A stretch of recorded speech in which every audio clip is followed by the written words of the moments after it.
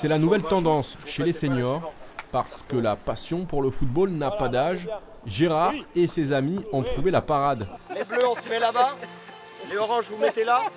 Chaque mercredi, ils se retrouvent sur ce terrain du 19e arrondissement de Paris pour pratiquer le walking football, le football en marchant.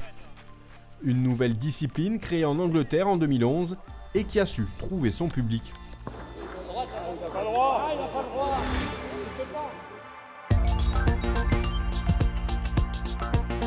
C'est la continuation en fait du football traditionnel. Et de continuer à nos âges, c'est un bonheur, franchement. Il y a beaucoup de gens qui se disent « Oh, 50 balais, ça y est, on arrête ». Bah non, il faut continuer. Les ennuis de santé faisant qu'on devient un peu plus fragile, ça représentait une activité plutôt ludique, toujours plaisante, toujours tournée autour du foot, qui reste la passion de ma vie, quoi, en fait, on va dire ça. C'était l'opportunité pour moi qui n'en ai jamais fait, d'enfin faire du football. Alors c'est du football marché, mais au moins c'est sans contact et donc pas de risque, pratiquement pas de risque de se blesser.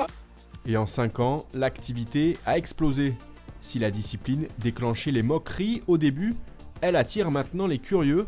Jusque-là inconnu en France, le walking foot a su profiter de la dynamique insufflée par la FSGT et la Fédération française de football pour se développer et trouver un public de plus en plus nombreux. Toutes fédérations confondues, on compte aujourd'hui entre 2000 et 3000 licenciés.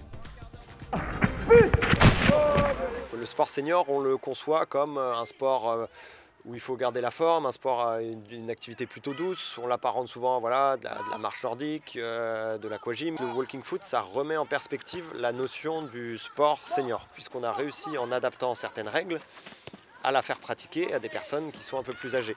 Et les bénéfices, ils sont énormes, puisque le football permet le développement des capacités cardio-respiratoires, la musculature surtout au niveau des jambes, la coordination, l'équilibre.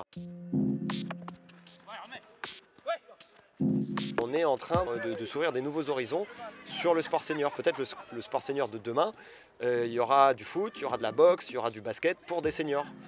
Mais on aura réussi à adapter des règles et surtout on aura réussi dans l'imaginaire collectif à faire en sorte que le sport de papy ou de mamie, c'est pas un sport tranquille. Il y a aussi de l'intensité, il y a des bénéfices. Car si le football se joue ici en marchant, sans contact et sans possibilité d'envoyer la balle au-delà des hanches, les efforts demandés n'en sont pas moins intenses. Le walking foot, vous avez vu, on ne peut pas dribbler.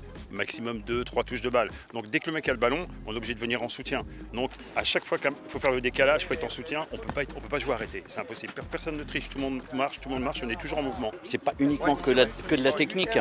Il faut prouver que voilà, on a encore l'endurance, on a encore du bagage derrière, quoi. C'est en Île-de-France et dans le sud, notamment les Bouches-du-Rhône et l'Hérault, que le sport est le plus pratiqué. En 2023, la France organisera le championnat d'Europe de la discipline à Marseille.